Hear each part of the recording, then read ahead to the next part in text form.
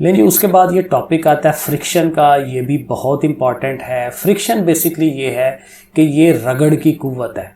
ये बेसिकली किसी भी चीज़ को जो चलना चाह रही है या चलती है उसको अपोज करती है, उसको रोकने की कोशिश करती है। ये जैसे आप ऐसे हाथों को ऐसे ऐसे करें, ठीक है, तो आपको कुव्वत लगानी पड़ती है, फोर्स लगानी पड़ती है। साइकिल चलानी है उसके लिए आपको फोर्स लगानी है। आपने खुद चलना है तो आपके अंदर एनर्जी होती है, तो आप चलना जो है वो आपका होता है। तो ये जो फ्रिक्शन है ये बेसिकली ये अपोजिट फोर्स है जिससे हम चलना चाह रहे होते हैं, मूवमेंट करना चाह रहे होते हैं, तो ये मूवमेंट को रोकती है।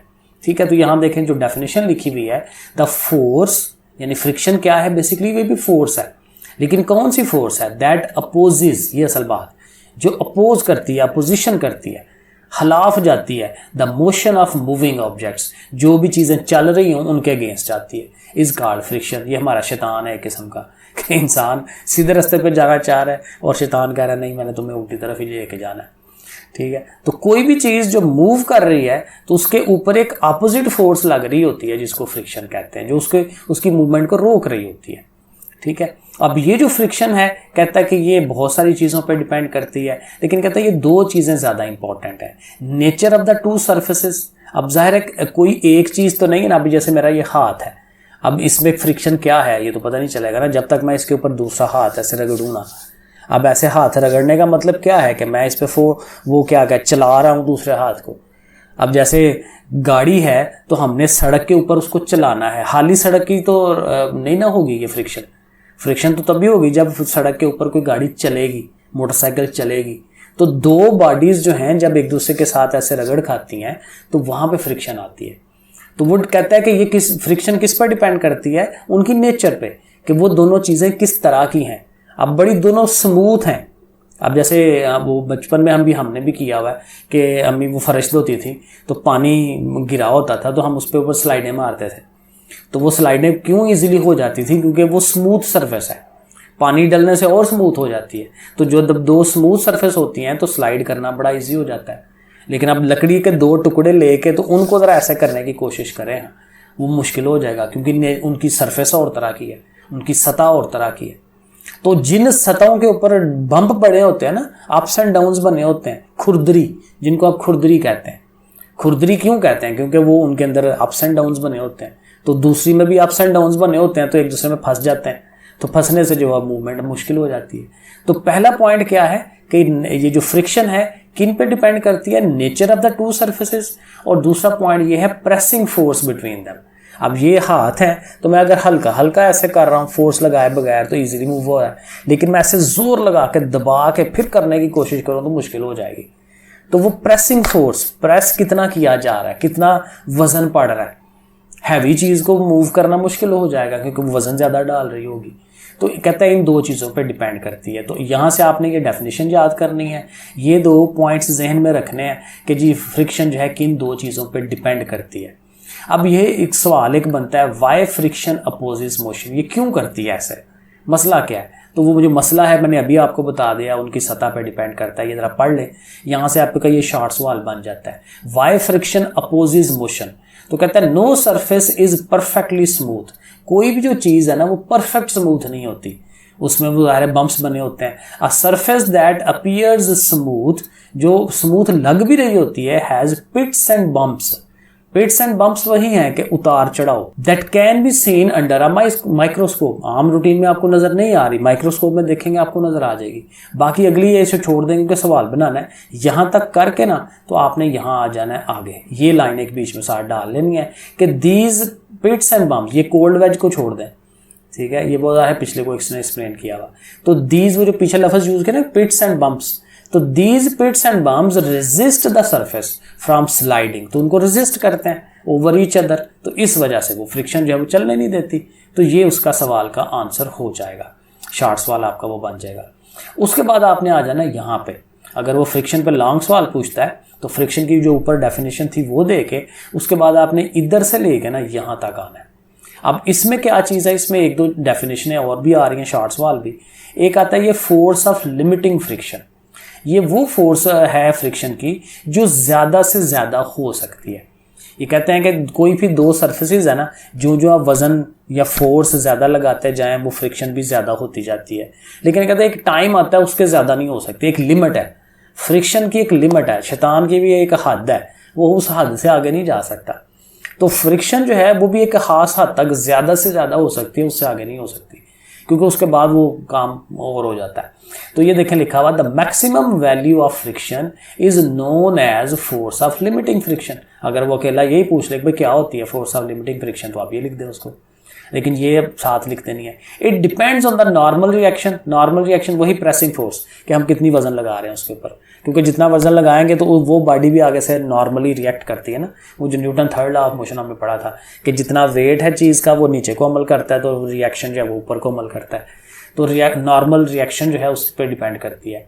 Between the two surfaces in contact, वो हमने पहले कहा, the ratio between the force of limiting friction and the normal reaction, यानी ये जो हमने ऊपर बात की फोर्स ऑफ लिमिटिंग फ्रिक्शन और वो जो उस सतह का रिएक्शन है ऊपर की तरफ नॉर्मल रिएक्शन, इनकी जो आपस में रेशियो है, कहता है ये एक कांस्टेंट नंबर होता है, हमेशा एक नंबर आता है, और this constant is called coefficient of friction.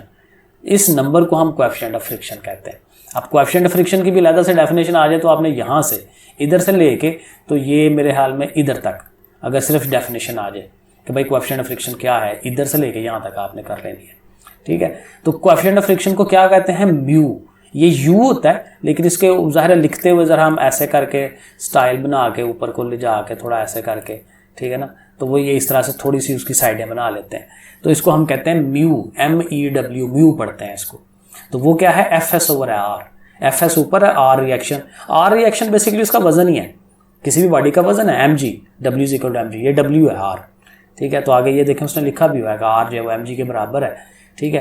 तो R को उधर ले जाएं तो FS is equal to mu R हो जाएगा, ठीक है। और वही बात R की वैल्यू mg है तो FS is equal to mu mg। तो यहाँ तक आप कर लें, ठीक है, ये यहाँ तक इनफ है। उसके बाद ये ना एक टेबल बना हुआ है बड़ा अच्छा, ये MCQs पेपर में भी आ जाते हैं, शॉर्ट्स वाले में भी आ जाते हैं कि भाई दो मटेरियल हैं उनका कोएफिशिएंट ऑफ फ्रिक्शन क्या बनता है। मतलब ग्लास और ग्लास, दो शीशे की चीज़ों को आपस में ऐसे चलाने की कोशिश करें, उसका जो है कोएफिशिएंट ऑफ फ्रिक्शन वो 0.9 आता है। ग्लास और मेटल करें तो 0.5 से लेकर 0.7 तक होता है।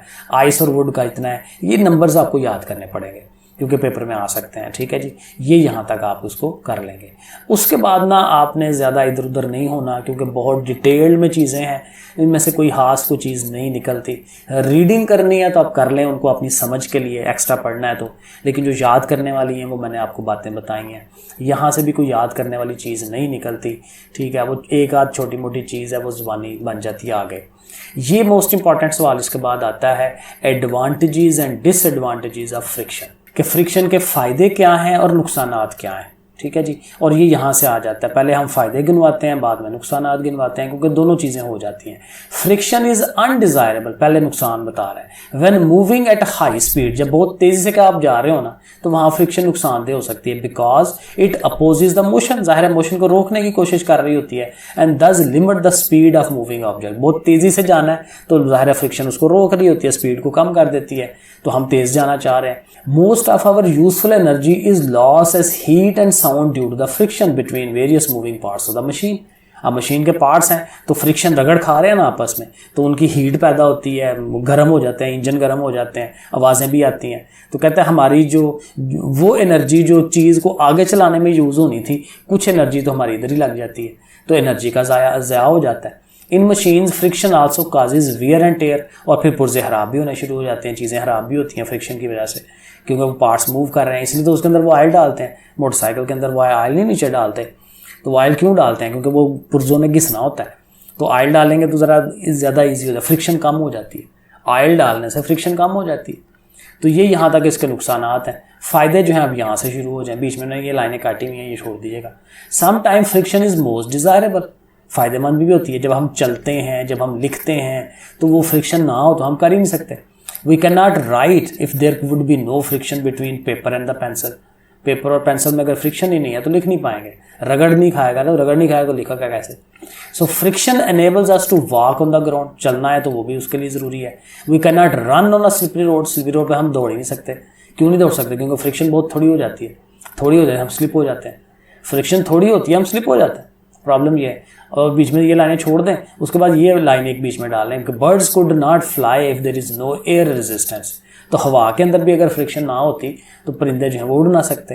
तो ये मोटे मोटे 3-4 पॉइंट्स आपने इसके फ़ायदे जो हैं यहाँ से बता देने हैं। उसके बाद ये एक सवाल आता है, methods of reducing friction, friction को कम करने के तरीके क्या हैं।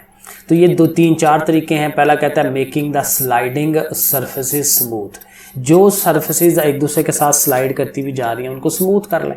जैसे वही बात, हम वो पानी गिरा लेते हैं तो पानी गिरा के और स्मूथ हो जाता है। तो एक वो अब कई दफ़ा देखा है, अब मैंने खुद किया था कमरे में, जब वो आप पानी गिराया होता है तो वो टेबल को और चीज़ों को मूव करना बड़ा ईजी हो जाता है। लेकिन अगर वो वैसे ही है तो फ्रिक्शन ज़्यादा होगी, मूव करना मुश्किल हो जाता है। ठीक है, तो वो स्लाइडिंग, जिन्होंने स्लाइड करना है तो वो आप सरफेस जो है वो स्मूथ कर लें तो हो जाएगा। नंबर 2 कहता है making the fast moving objects a streamline shape, जो तेज़ी के साथ चीज़ें जा रही होती हैं उनकी जो शक्ल है वो आप ऐसी बना दें कि वो जैसे ये मछलियों की शक्ल होती, ये जैसे कि आप देख रहे हैं गाड़ी जो है, अब गाड़ी का फ्रंट जो होता है बिल्कुल ऐसे नहीं हम कर देते, ठीक है ना, उसके फ्रंट को एक एंगल के साथ बनाते हैं। ये गाड़ी का शीशा देखें ना कैसे एंगल के साथ बना हुआ है, ठीक है। तो इस एंगल की वजह से गाड़ी जब तेज़ जाती है तो हवा की जो टकराना है वो बहुत मिनिमम हो जाता है। ये देखें ना बुलेट ट्रेन कैसे बनाई हुई है, उसने मछली की शक्ल की बनाई हुई है ऐसे करके, तो वो जो हवा जब टकराएगी तो ऐसे स्लाइड करती हुई गुजर जाएगी, तो वो रेजिस्टेंस कम हो जाती है। तो कहता है शक्ल इस तरह की बना लें। नंबर 3 कहता है लुब्रिकेटिंग द स्लाइडिंग सर्फेसेस, आप लुब्रिकेशन लगा सकते हैं, ऑयल शायल लगा के, ठीक है, दरवाज़ों को ऑयल लगाते हैं चीज़ों को, तो जो स्लाइड करती हैं वो फ्रिक्शन कम हो जाती है। यूजिंग बॉल बेरिंग और रोलर अब ये देखें जैसे हमारा वो साइकिल का या मोटरसाइकिल का पहिया है तो उसके अंदर देखा छोटी छोटी गोलियां पड़ी होती हैं। वो गोलियां क्यों पड़ी होती हैं कि उसके साथ उनके अंदर भी हमने वो ग्रीस भी लगाई होती है, तो वो गोलियां जो है उसकी मूवमेंट को आसान कर देती हैं।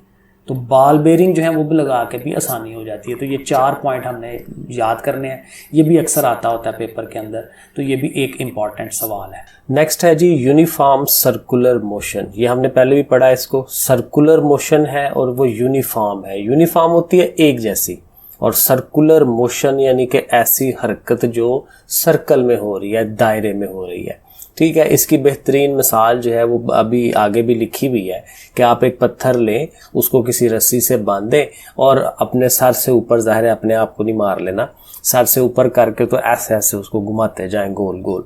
अब गोल गोल उसको घुमा रहे हैं तो ये सर्कुलर मोशन है। तो कोई भी चीज़ जो ऐसे दायरे के अंदर घूम रही होती है उसको हम सर्कुलर मोशन कहते हैं। अब ये अगले पेज के ऊपर बड़ी अच्छी उसने ये मिसालें दी हुई हैं। ये मिसाल जो भी हमने बात की, ये हाथ की उंगली के साथ उसने धागा बांधा हुआ है और आगे पत्थर है और एक सर्कल के अंदर जो है उसको घुमा रहा है।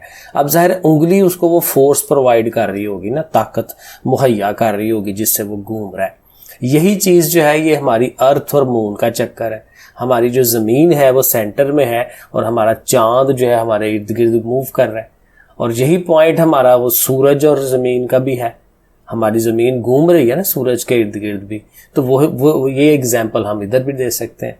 तो डेफिनेशन जो है वो देखें क्या बन रही है, the motion of an object, किसी ऑब्जेक्ट यानी चीज़ की वो मूवमेंट, वो motion in a circular path, ठीक है ना। मेन काम ये है, डेफिनेशन के अंदर आपने ये वर्ड देना है, क्योंकि जाहिर है सर्कुलर पाथ में होनी चाहिए, रास्ता जो है वो सर्कल दायरे में होना चाहिए।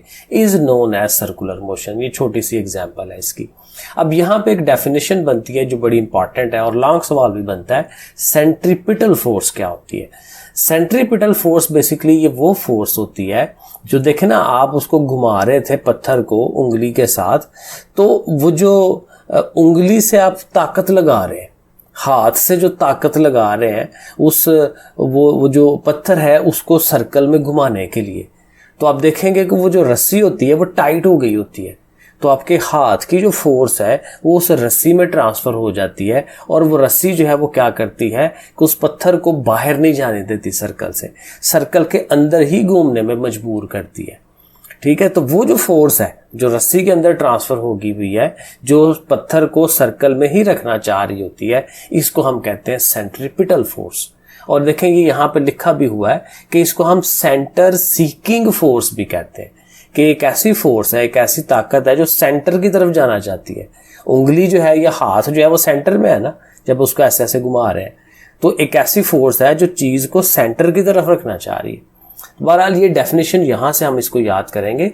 Centripetal force is a force that keeps a body, जो बॉडी को कीप करती है, रखती है, to move in a circle, circle में घूमते रहने पे मजबूर रखती है। अब देखें ना, सर्कल वो जो बॉडी है, वो जो पत्थर है, उसका दिल क्या चाह रहा है कि भाई मैं जान छुड़ाऊं इससे और दूर निकल जाऊं। आपने जो ही रस्सी छोड़नी है या रस्सी टूट जाती है तो वो पत्थर क्या करेगा, सर्कल को तोड़ के बाहर की तरफ चला जाएगा, दूर चला जाएगा। ठीक है, तो पत्थर बाहर निकलना चाह रहा है, लेकिन हमारी जो रस्सी है, जो धागा है, वो उसको सर्कल में रखना चाह रहा होता है। तो हमारी ये वाली जो फोर्स है उस बॉडी को सर्कल में रखना चाह रही होती है। तो ये डेफिनेशन हम यहाँ से करेंगे, और उसके बाद अगर तो आपने एग्जाम्पल्स भी इसमें करनी है तो वो आप कर सकते हैं। ये वाली जो अभी हमने ये पढ़ी थी रस्सी वाली और स्टोन वाली, ये एग्जाम्पल नंबर 1 यहाँ उसने दी हुई है। इसको आपको समझ लेना चाहिए, लिख के एक दफ़ा देख लें। A stone tied to one end of a string rotating in a circle, ये वही बात है। The tension in the string, string के अंदर टेंशन क्रिएट हो जाती है ना, रस्सी के अंदर जो है खिंचाव पैदा हो जाता है। Provides the necessary centripetal force, तो यहां से उसको ये फोर्स मिलती है। It keep the stone to moving in the circle, ये असल बात है कि उसको स्टोन को सर्कल के अंदर ही रखती है। If the string is not strong enough, तो कहता है अगर स्ट्रिंग जो है वो स्ट्रांग नहीं है, मजबूत नहीं है, to provide the necessary tension, के उसमें वो टेंशन हो सके, इट ब्रेक्स, तो फिर ये टूट जाती है। And the stone moves away, और वो फिर वो दूर चला जाता है अलोंग अ टेंजेंट। टेंजेंट होता है कि उसी जगह से बिल्कुल 90 डिग्री का एंगल बनाते हुए, मसलन घूमते घूमते जो है पत्थर यहाँ पहुंचा था, तो यहाँ से अब हमने अगर रस्सी को तोड़ दिया है तो यहाँ से फिर ऐसे वो सीधा आगे की तरफ चल पड़ेगा या इस तरफ को चल पड़ेगा जिधर को भी वो घूम रहा था। तो इसको कहते हैं टेंजेंटली जो है वो बाहर की तरफ चला जाता है। ये मून की एग्जांपल भी मैंने बता दिया आपको। The moon revolves around the earth, ये असल में शॉर्ट्स वालों में आ जाता है कि ये जो मून और अर्थ का जो है सेंट्रीपिटल फोर्स क्या बन रही है, या अर्थ की और सन की जो है वो क्या बन रही है। ये कंसेप्चुअल सवाल बन सकते हैं ना। The moon revolve around the earth, the gravitational force, ये पूछ सकता है वो कि भाई यहाँ पे सेंट्रीपिटल फोर्स कहाँ से आ गई। तो हम कहें वो जो ग्रेविटी है, ये ग्रेविटी हमने पीछे पढ़ी है ना। ग्रेविटी क्या होती है कि जो दो बड़ी बड़ी जो चीज़ है, असल में आगे आना ये कंसेप्ट, पता नहीं चौथे चैप्टर में है कि 5वें में है, कि जो बड़ी बड़ी चीज़ें हैं जैसे ज़मीन है, सूरज है, चांद है, तो इनके दरमियान कशिश है, फोर्स है। तो वो जो फोर्स है जो खींच कर रखती है उनको आपस में, उसको ग्रेविटी कहते हैं। तो ये जो ग्रेविटेशनल फोर्स है ये फिर अर्थ को और चांद को जो है वो प्रॉपर वो सेंट्रीपिटल फोर्स प्रोवाइड कर रही है। अब देखें, अगर तो आपके पास ये सवाल आता है ना सिर्फ इसी का कि भाई सेंट्रीपिटल फोर्स क्या है और इसको एक्सप्लेन करें 4 नंबर का, 2 नंबर का है तो फिर तो आपने सिर्फ डेफिनेशन देनी है। अगर 4 नंबर का है तो आपने ये डेफिनेशन दे के एक एग्जाम्पल, मेरे हिसाब से ये मून वाली चूंकि बहुत छोटी एग्जाम्पल है, यही आप इसमें डाल लें, और उसके बाद ये लाजमी करने वाला काम होता है। जहाँ पे भी फिजिक्स में मैथमेटिकल काम आता है ना, वो ज़रूर करते हैं। तो ये जो let a body of mass m है ना, यहाँ से लेके इधर तक फार्मूले तक ये लाजमी तैयार करना है। डेफिनेशन, उसके बाद ये चीज़, फिर आपका ये 4 नंबर का सवाल पक्का हो जाता है। वो जो एग्जाम्पल है वो कंसेप्चुअल में कर लें या और इस तरह से, ठीक है, वो डिपेंड करता है। एग्जाम्पल लिखनी है तो आप लिख लें। तो इसमें क्या करते हैं, let a body of mass m है, मास m है उस चीज़ का, moving with a uniform speed, एक खास स्पीड से जा रही है, उसको v कह देते हैं। In a circle of radius r, जिस सर्कल में वो घूम रही है उसका जो रेडियस है, रदास है, वो r है। The acceleration A produced by the centripetal force is given by, अब यहाँ पे एक्सेलरेशन का जो फार्मूला है वो देखें लिखा हुआ है v²/r। नॉर्मली एक्सेलरेशन क्या होता है, change in velocity over time, ठीक है, डेल्टा v/t। तो अब ये वो चीज़ तो नहीं है, असल में ये थोड़ा सा बड़ी क्लास वाला काम है। ये फर्स्ट ईयर सेकंड ईयर में इसको हम प्रूव करते हैं कि ये कैसे जो सर्कल में चीज़ घूम रही हो उसका एक्सेलरेशन ये वाला होता है, ठीक है। तो ये सेंट्रीपिटल एक्सेलरेशन जो है वो, ये हमें इसको याद रखना पड़ेगा, v²/r होता है। नीचे r जो है वो रेडियस है, ऊपर v उसकी वेलोसिटी है। अब हमने क्या करना है, हमने लिखना है वो जो Newton second law of motion है, F = ma, ठीक है। साथ c इसीलिए लगा रहे हैं कि ये सेंट्रीपिटल है, c का मतलब सेंट्रीपिटल, नॉर्मली वो F = ma है। तो एक ही जगह पे आपने ये जो ऊपर फार्मूला है v²/r वो पुट करा देना है, m वहीं का वहीं, v²/r। तो ये फार्मूला बन जाता है FC बराबर mv²/r। FC मतलब सेंट्रीपिटल फोर्स, m का मतलब मास हो गया, v उसकी वेलोसिटी होगी, r उसका रेडियस हो गया। तो अगर हमें इन तीनों चीज़ों का पता हो m, v और r का, तो हम उसकी सेंट्रीपिटल फोर्स जो है वो बता सकते हैं कि वो कितनी है। तो ये यहाँ तक आपने इसको करना है। आगे एक ये छोटी सी डेफिनेशन है सेंट्रीफ्यूगल फोर्स। असल में ये ना उल्ट डेफिनेशन है, उल्ट चीज़ है इसकी सेंट्रीपिटल फोर्स की। सेंट्रीपिटल फोर्स क्या कर रही है, बॉडी को सेंटर की तरफ रखना चाह रही है, सेंटर की तरफ लाना चाह रही होती है। ये उसका उल्ट है, क्योंकि हर एक्शन का रिएक्शन होता है। तो सेंट्रीफ्यूगल फोर्स जो होती है ये सेंट्रीपिटल फोर्स का रिएक्शन है। ठीक है, समझ लें कि ये उल्टा है उसका। पहला पॉइंट आपने ये याद रखना है। तो ये देखें, ये डेफिनेशन यहाँ पे बनती है, यानी एक ऐसी फोर्स है जो पत्थर को सर्कल से बाहर निकालने की तरफ करना चाह रही है। ये देखें लिखा हुआ, centripetal reaction that pulls the string outward, string को आउटवर्ड बाहर की तरफ धकेला जा रही है, उसको is sometimes called the centrifugal force. उसको सेंट्रीफ्यूगल फोर्स भी कहते हैं। आप देखें ना, आप गाड़ी के अंदर बैठे हो और गाड़ी जो है वो एकदम से जो है वो सर्कल में घूमे, तो आप एकदम से बाहर की तरफ जाना चाहेंगे, तो आपकी जो बॉडी है वो बाहर की तरफ निकलना चाह रही है, वो सेंट्रीफ्यूगल फोर्स लग रही है उसके ऊपर। तो बहरहाल अब इसके बाद ये एक एग्जांपल है, मैथ्स का सवाल है 3.8। अब देखें यहाँ उसने बड़ा सिंपल सा सवाल दिया हुआ है, a stone of mass 100 grams. Mass जो है m = 100 ग्राम है। अब ग्राम जो है स्टैंडर्ड यूनिट नहीं है, इसको केजी में होना चाहिए, तो 1000 से इसको तकसीम कराएं, 100/1000, ठीक है ना, तो 0.1 kg, वो कैलकुलेटर में करें आ जाएगा। उसके बाद क्या है, attached to a string 1 metre long. अब रस्सी जो है वो 1 मीटर है, तो उसी रस्सी के साथ घूमना है ना उसने गोल गोल। तो फिर वो जो रस्सी है हाथ से लेके वो पत्थर तक का फासला रस्सी का, वही उसका रेडियस है। तो ये जो 1 मीटर कह रहा है वो उसका रेडियस होगा, तो वो हम r = 1 मीटर लिख लेंगे। और आगे उसने कहा है कि उसकी जो स्पीड है, जो घुमाने की स्पीड है, वो 5 मीटर/सेकंड है, तो वेलोसिटी v जो है वो 5 हो जाएगी। तो देखिए r मैंने कहा था ना रेडियस 1 मीटर है, तो तीनों चीजें आ गई, रेडियस भी आ गया, मास भी आ गया, वेलोसिटी भी आ गई। तो इससे हमें क्या करना है, tension in the string find करनी है। टेंशन और फोर्स एक ही बात है, मैंने आगे बताया था आपको, ठीक है। तो फिर फार्मूला लिख लेंगे उसका, अभी हमने जो लिखा सेंट्रीपिटल फोर्स का, FC = mv²/r। m की जगह 0.1 लिखें, v की जगह 5 लिखें, नीचे r की जगह 1 लिखते हैं।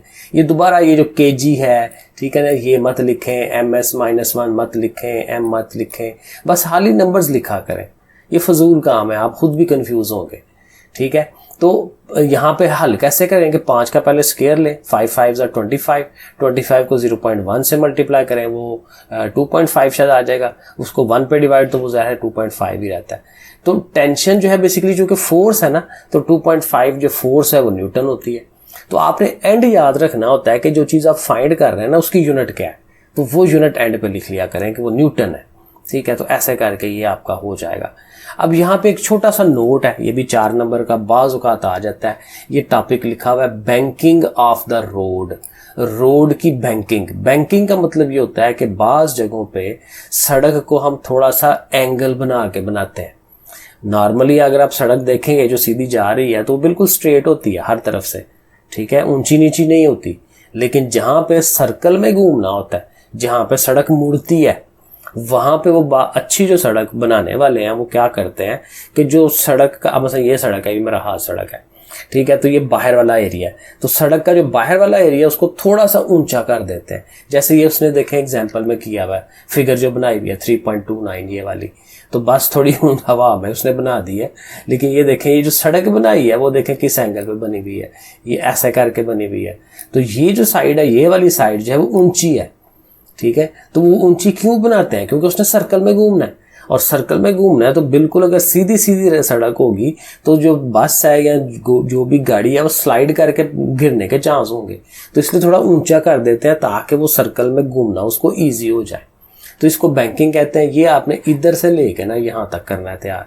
Banking of a road means that the outer as of the road is red, बाहर वाला जो एज है उसको रेज यानी कि ऊंचा कर दिया जाता है। इमेजिन अ व्हीकल, यही उसने उसकी एग्जांपल बताई हुई है कि एक गाड़ी है on a curved road, curve है यानी कि सर्कल की शक्ल में, सच शोर इन द फिगर मत किया करें। Banking causes a component of vehicles weight to provide, वो यानी उसका जो वजन है वो फिर उसको प्रोवाइड करता है नेसेसरी सेंट्रीपिटल फोर्स, जिसकी वजह से वो टर्न लेना जो है वो आसान हो जाता है। तो ये 4-5 लाइनें आपने यहाँ से इसकी याद करनी है। अब नीचे जो है ना इसकी सेंट्रीपिटल फोर्स की एग्जाम्पलें हैं। वॉशिंग मशीन, ये भी वैसे ऊपर बैंकिंग ऑफ द रोड भी एग्जाम्पल ही है। वॉशिंग मशीन का जो ड्रायर होता है उसके अंदर भी यही काम होता है, और ये भी आ सकता है पेपर में 4 नंबर का कि वॉशिंग मशीन का ड्रायर कैसे काम करता है। तो जाहिर है उसके अंदर हम कपड़े डालते हैं, और जब जिस एरिया में कपड़े डालते हैं ना वो उसमें सुराख हुए होते हैं छोटे छोटे। आप कभी आप गौर से देखें उसमें सुराख होते हैं, ये देखें फिगर के अंदर बना हुआ जो स्पिनर कहते हैं उसको। तो वो सुराख क्यों बने होते हैं? क्योंकि हम कपड़े गीले डालते हैं उसके अंदर, और जब गीले कपड़े डालते हैं उसको तेजी के साथ घुमाते हैं तो वो जो पानी है, चूंकि वो मॉलिक्यूल्स उनकी आपस में फोर्स ऑफ अट्रैक्शन इतनी स्ट्रांग नहीं होती तो वो कपड़े को पकड़ के नहीं रख पाता। तो चूंकि बड़ी तेजी से घुमाया जाता है तो पानी जो है वो निकल कर बाहर, सेंट्रीफ्यूगल फोर्स उसकी ज्यादा होती है तो वो बाहर निकल जाता है, ठीक है। लेकिन कपड़ा नहीं निकल सकता क्योंकि वो तो उसकी दीवारों के साथ अटैच हो जाता है। तो कपड़ा ऐसे दीवारों के साथ चिपट जाता है और पानी जो है वो बेचारा बाहर की तरफ भाग जाता है, तो पानी बाहर निकल जाता है, तो कपड़े सूख जाते हैं।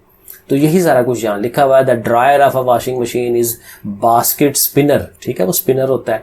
They have a perforated, perforated मतलब उसमें सुराख है, वाल है, परफोरेटेड वाल है, दीवार है उसकी सुराखों वाली। Having large number of fine holes, बहुत ज्यादा छोटे छोटे होल्स होते हैं। इन द सिलेंड्रिकल रोटेटर, ज़ाहिर है वो सिलेंडर होता है ना, गोल गोल होता है, ठीक है, ऐसे लंबा लंबा और गोल गोल सिलेंडर की शक्ल का, वो रोटेटर उसको कहते हैं। The lid of the cylindrical container is closed, ऊपर से उसको बंद कर देते हैं। आफ्टर पुटिंग वेट क्लोज है, पूरा प्रोसीजर बता रहे हैं ना कि कैसे होता है। When it spins at high speed, ये असल बात कि जब उसको बड़ी तेजी के साथ हम उसको घुमाते हैं हाई स्पीड से, the water from wet clothes is forced out, उसको धिक्का मार के बाहर निकाल दिया जाता है through these holes due to lack of centripetal force, क्योंकि उसकी पानी की सेंट्रीपिटल फोर्स कम है, सेंट्रीफ्यूगल फोर्स उसकी ज्यादा है, तो वो निकल जाता है। और लास्ट पे ये भी एक एग्जांपल है क्रीम सेपरेटेड। कभी आपने देखा हो कि दुकानों के ऊपर आपको क्रीम जो है लैदा से मिलती है, ठीक है ना, वो हम क्रीम उसको लैदा से लाते हैं और उसको मुख्तलिफ चीज़ों के ऊपर लगाते हैं। तो क्रीम बेसिकली दूध में से ही निकाली जाती है ना, तो ये सारा क्रीम सेपरेटर होता है। ये भी एक मशीन है, ये इस तरह का ये बाउल सा बना हुआ है, ठीक है, ये जो फिगर बनी हुई है, तो इसके अंदर दूध डाल देते हैं और इसको भी तेज से घुमाते हैं। दूध जो है वो हैवी होता है ना, तो वो उसकी दीवारों की तरफ चला जाता है क्योंकि वो वजनी ज्यादा है। वजनी ज्यादा तो अगेन इसकी सेंट्रीफ्यूगल फोर्स जो है वो ज्यादा होती है, वो बाहर की तरफ हो जाता है। और जो क्रीम है जो हल्की है ना, वो दरमियान में आ जाती है, ठीक है। तो बाहर वाला मिल्क जो है वो अलग कर देते हैं और क्रीम जो है वो वहीं उसके अंदर रह जाती है और वो निकाल लेते हैं। तो ये भी आप इसको पढ़ सकते हैं, ठीक है। यहाँ अपने अल्फाज में भी लिख सकते हैं कि किस तरह से होता है। तो इधर से लेके तो ये फिर एंड तक जो है ये इसका पूरा उसने प्रोसीजर बताया हुआ। तो ये आपका ये लास्ट वाला पार्ट इसका हो जाएगा। तो ये पेपर में आती हैं चीज़ें, ये एग्जांपल्स, तो इसको ज़रा समझ के पढ़ लें जैसे मैंने आपको बताया, या अपने अल्फाज के अंदर उनको लिख लें तो वो भी मसला नहीं है। लेकिन जी ये हमारा पढ़ने वाला सारा हो गया, ठीक है जी, इसका हमने समझ लिया। इसको आप याद करें, लिख के देखें, इसके बाद इसके न्यूमेरिकल्स करते हैं और एक्सरसाइज करते हैं। ओके, फिर अल्लाह हाफिज़।